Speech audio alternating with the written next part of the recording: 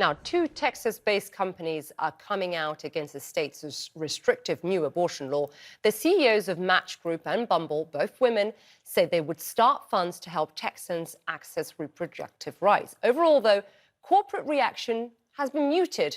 Most of the companies CNN reached out to either declined to comment or not yet responded, as you can see there on your screen. Well, Texas has attracted a number of companies in recent years, including Oracle, CBRE, Charles Schwab, and Apple. Governor Greg Abbott says many businesses like the state's social positions, not just like its business-friendly climate. Take a listen.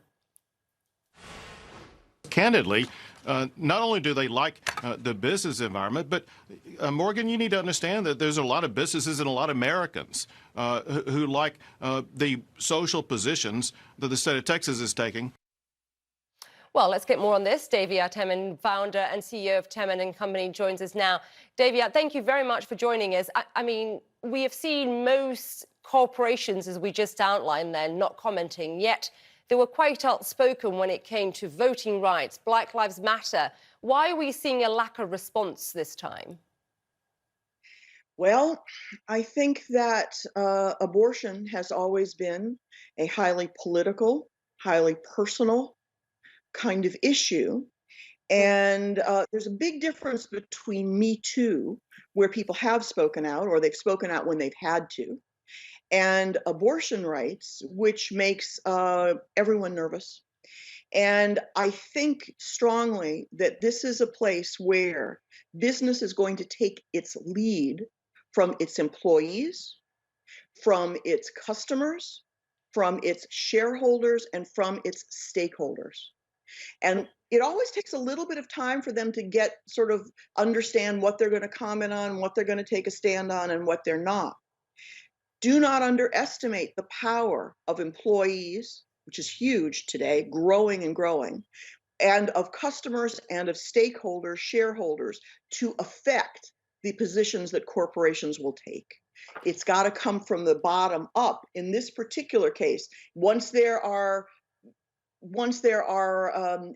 things on the online trying to go fund me kind of things, there are protests. That's when things will start to change.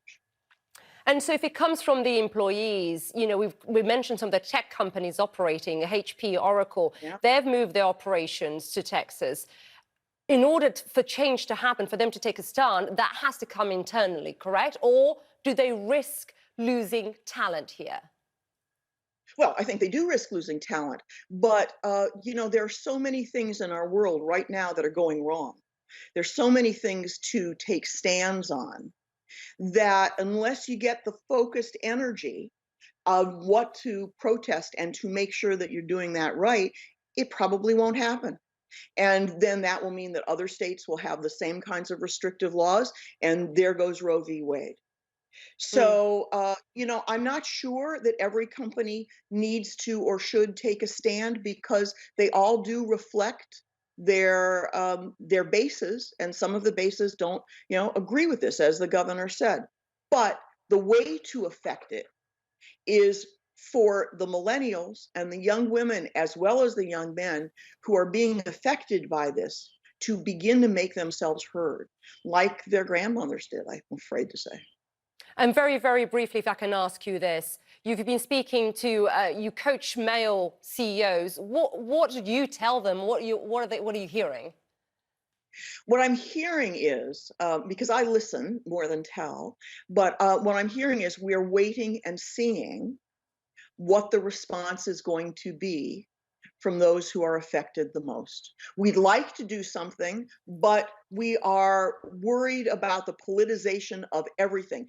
Good heavens, if masks can be politicized, if vaccines can be politicized, what could happen with this, which is a legitimate cultural and political issue? Davia, Temin, thank you very much for taking the time. Go ahead, go very briefly. What did you say?